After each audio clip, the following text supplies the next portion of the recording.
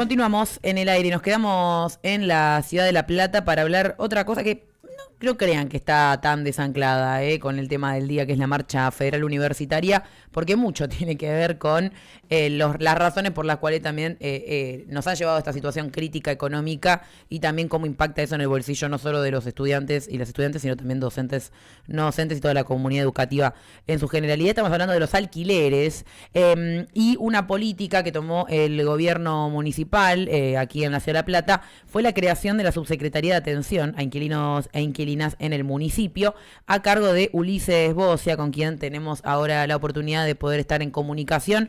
Buenos días, Ulises, ¿cómo está de este lado? Delfina y Gregorio, te saludamos. ¿Qué tal? ¿Cómo les va? Buen día, se escucha bien, ¿no? Sí, te escuchamos perfecto. Ulises, bueno, lo decía yo, pero quiero saber qué opinás vos con respecto a esto, ¿no? Digo, pues es ineludible el tema de la gran marcha federal en el día de hoy. Desde la subsecretaría, ¿cómo vienen analizando esta situación, no? O qué trabajo vienen pudiendo conocer sobre la situación de La Plata, teniendo en cuenta lo universitaria, ¿no? El rasgo universitario tan característico que tiene la ciudad. Sí, totalmente. O sea, la población inquilina en la ciudad es muy importante y particularmente en el casco, ¿no? Si uno mira los datos del censo, en todo el Partido de La Plata, haciendo el promedio de la totalidad de las localidades del Partido de La Plata, hay una tendencia muy clara de aumento de la cantidad de personas viviendo, alquilando, a lo largo de los censos, ¿no? La progresión es súper ascendente.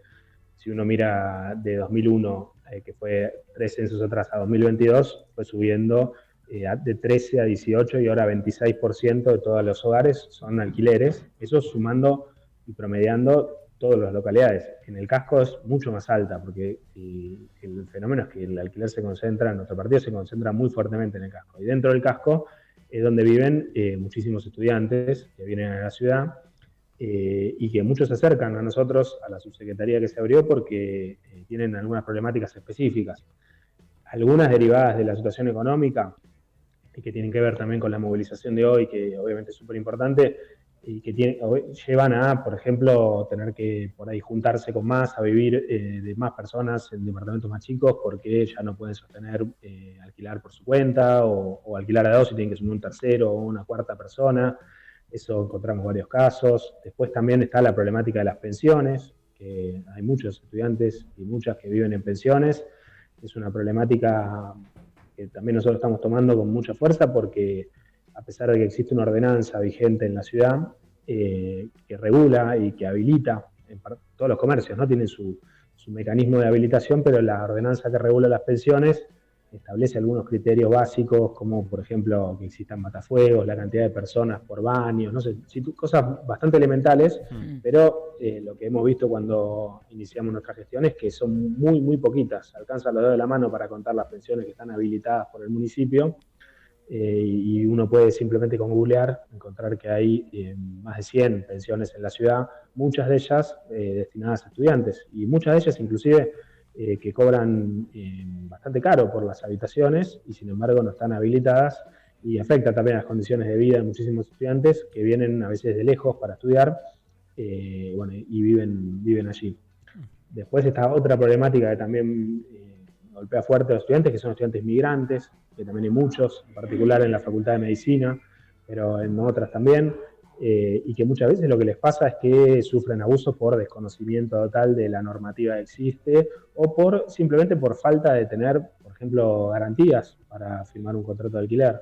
Garantía propietaria ni hablar, pero a veces también garantías salariales, entonces terminan pagando o pagarés de muchísima plata, o alquileres en condiciones muy abusivas. Eso también es una problemática que existe y que afecta directamente a los estudiantes. Pero digamos que uno podría englobar el alquiler dentro de esta población específica, ¿no? Dentro de las condiciones no solo del acceso, sino también de la permanencia a la educación superior. Y bueno, de ahí que está, de verdad que está totalmente relacionado. De hecho, la Universidad Nacional de La Plata hace muy poquito anunció que va a iniciar un proceso y un proyecto para nosotros muy interesante de construcción de un barrio estudiantil que a partir del año que viene, se supone, según anunciaron, de a poquito va a ir construyendo viviendas para ponerlas en alquiler específicamente a estudiantes que llegan a la ciudad.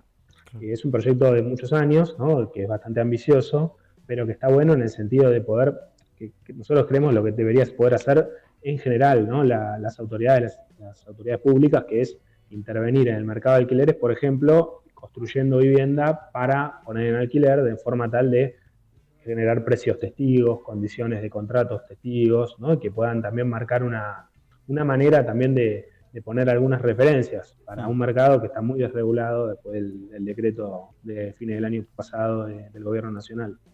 Ulises, hablaste un poco, me parece, de esto, cómo viene creciendo, ¿no? La demanda, ¿no? de alquileres, bueno, por miles de cuestiones, por la dificultad también de acceder a una vivienda en el sentido de comprarla y demás.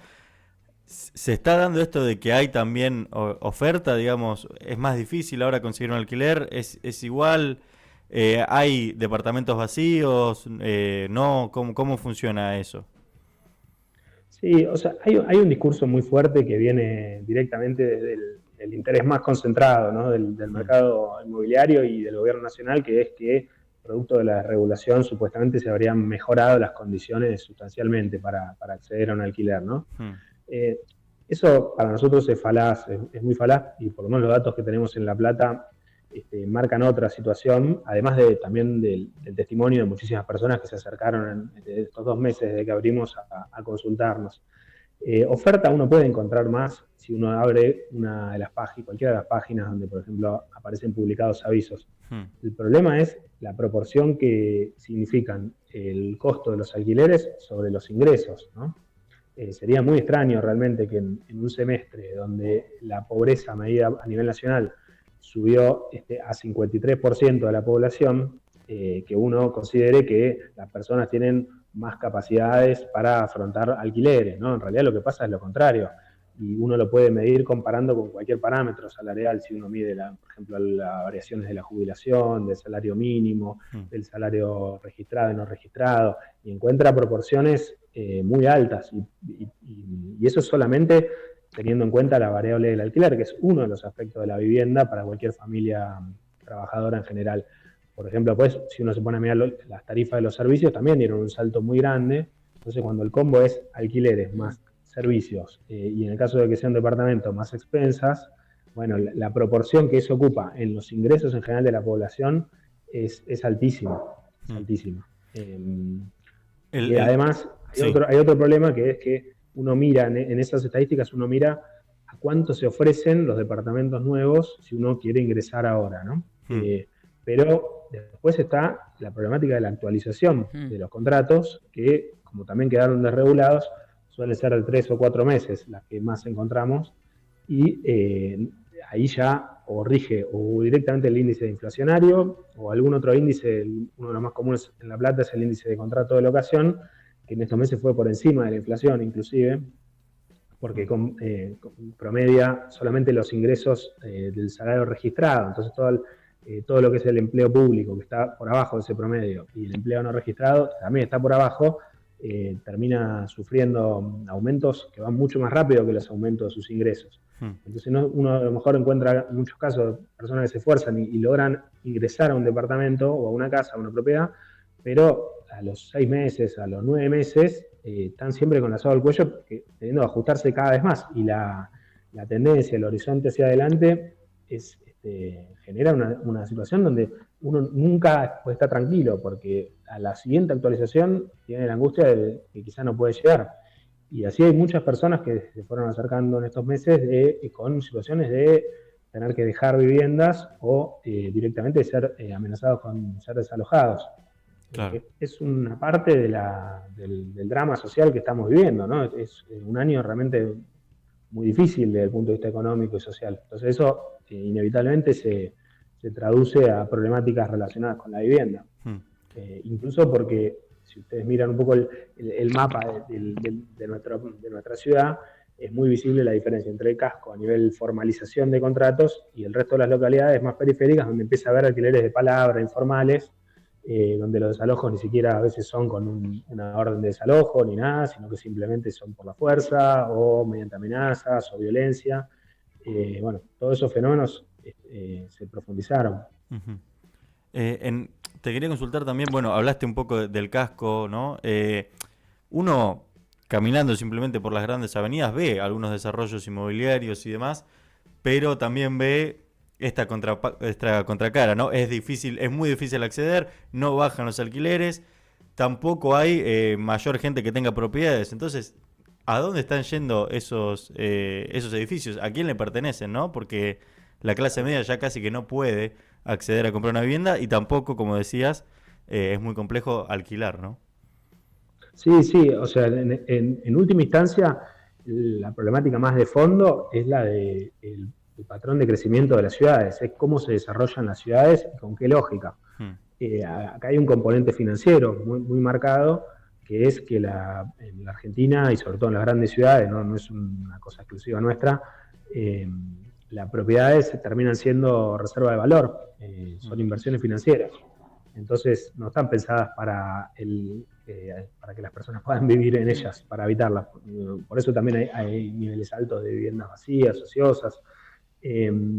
Hay una situación en la que, producto de la debilidad de la moneda nacional, se ahorran propiedades para mucha gente, que no es que se ahorra porque compensan o complementan su ingreso con un alquiler, que también existe en algunos casos eso, sino que otras veces son directamente viviendas caras, de lujo, que se construyen para ahorrar y no está relacionado eso no se piensa o no está establecido cómo eso va a generar un mayor acceso a la vivienda, sino simplemente como una manera de ahorrar y de acumular capital.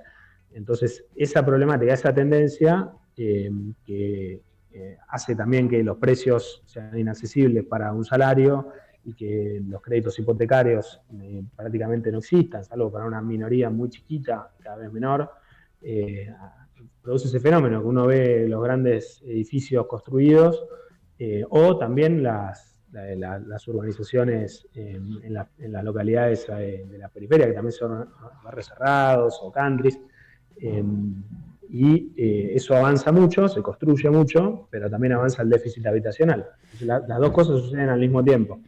Es Ulises, uno de los dramas, ¿no? Sí. Sí. No, digo, en este sentido, ¿con qué intenciones nació la subsecretaría? Digo, porque vos recién decías, ¿no? 2 meses es un órgano bastante reciente. No solo con qué objetivo, sino digo también qué margen de acción tiene en este campo de problemáticas muy amplio que estás graficando. Sí, mira, en realidad existió, porque hay una ordenanza también vigente, existió una oficina de atención a inquilinos que a nivel municipio, pero existió 2 o 3 años, pero fue cerrada rápidamente en el fines de 2015, cuando asumió la gestión anterior, la cerró. Y ahora se reabrió el espacio, dándole un poquito más de jerarquía institucional, porque tiene el rango de subsecretaría. Fue una manera también del intendente de decir, bueno, queremos darle una visibilidad a esta problemática, que obviamente, según el censo, son 153.000 personas las que son inquilinas en la ciudad. Es un porcentaje muy grande de la población, entonces es más que lógico que el municipio tenga algún tipo de política para todas esas personas. Era medio insólito que se cerrara directamente, que era lo que pasaba en la gestión anterior. Y nuestro rango de acciones, sobre todo el asesoramiento de situaciones concretas, esa es una de las líneas de acción, porque el cambio de normativa fue muy vertiginoso. Imagínense que hasta octubre del año pasado había una ley, después en octubre se modificó esa ley y después en diciembre se hizo el decreto. Con lo cual hay mucha desinformación, mucha confusión y mucho abuso sobre esa desinformación. Hay que tener en cuenta que si uno firmó un contrato en el marco de una ley, aunque la ley sea derogada, el contrato sigue estando enmarcado por esa ley hasta que termine. Entonces hay una gran cantidad de contratos de alquiler en La Plata que todavía están regidos por la ley de alquileres o por la modificación de la ley de alquileres que hubo en octubre. Entonces hay una parte importante que es asesorarse, porque cuando uno se sienta frente a una inmobiliaria o frente a un propietario, si no tiene nada de información, bueno, es muy fácil que enseguida se aprovechen de esa situación y terminen, por ejemplo, haciéndole pagar arreglos que no corresponden, o generando cambios en los precios que no corresponden, o cobrando precios de ingresos sin explicar a qué corresponden y a veces de más. Entonces hay una parte importante que es el acompañamiento a la situación de cada persona. Esa es una de las líneas de trabajo nuestras. Y la otra es la producción de información, porque como les decía, hay muy poca información, y la poca información que hay tampoco en general es a nivel local, o sea, hay poca información de La Plata. Uno a veces encuentra, los discursos que se construyen suelen ser o de Capital, o a veces de la AMBA, o algunos enfoques así medio generales, pero hay muy poquito de La Plata, y es importante para nosotros que el municipio genere y ponga a disposición no solo de las autoridades, sino del Consejo Deliberante y de la discusión pública en general, que genere, que visibilice cuáles son los problemas reales, porque si no después parece que la política uno la hace por capricho, ¿no? Y la manera de fundamentar que hace falta tomar decisiones es construir diagnósticos serios y precisos, y bueno, esa es otra de las funciones nuestras, que es la producción de información. Ahora, de hecho, estamos haciendo una encuesta, que es una encuesta online, un formulario anónimo autoadministrado, que les puedo pasar el link si nos ayudan a difundirlo, estaría buenísimo. Sí, obvio. Que es para hablar de construir una foto lo más precisa posible también de la situación. Porque uno lo que ve en esas páginas que les comentaba son las condiciones en las que se alquila, que se ofrecen los avisos, pero después no se sabe concretamente qué actualizaciones tiene, qué índices se usan, qué problemas hubo. Y en el trato cotidiano de recibir a gente, nosotros estamos en una oficina en el pasaje Ardo Rocha, en 750 en el centro, y también hacemos atención itinerante, vamos yendo a distintos lugares. Encontramos muchos reclamos que si uno no los puede conocer si no es a través de algún instrumento de este tipo. Así que ese es un poco nuestro margen de acción. Después hay un debate más general en la ciudad.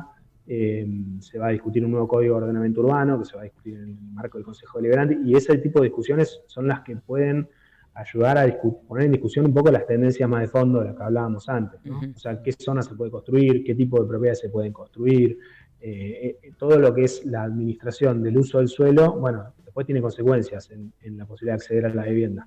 Entonces, como se abra esa discusión más a nivel municipal, es muy importante que se haga escuchar la voz de los inquilinos y los problemas de los inquilinos. Totalmente. Bueno, Ulises, te agradecemos mucho por el tiempo, por la información, y mandanos la encuesta que la difundimos, y vamos a estar participando también, que por acá varios estuvimos con problemas de alquileres. Sí, les paso eso y les dejo dicho, nuestra oficina es en el primer piso, en la oficina 101 del pasaje Ardo Rocha. Lunes y miércoles pueden venir sin necesidad de escribirnos antes, de hablarnos antes, sin problema. El resto de los días tenemos el correo a disposición que contestamos inmediatamente, que es dir@atencioninquilinos@laplata.gov.ar. Ahora también se los puedo mandar. Y en la página del municipio, si no nos encuentran, en la parte de atención al vecino, hay una pestañita que dice inquilinos, ahí está toda la información. Hay una guía que publicamos hace poquito con un compilado de información que es mucha, también para ayudar siempre en esta tarea, ¿no? de poder generar herramientas para que las personas puedan afrontar las situaciones que tienen con un poquito más de capacidad de resolverlas. Total. Así que bueno, les agradezco por la llamada. Igualmente, bueno, gracias por el tiempo, y estaremos ahí difundiendo esa información.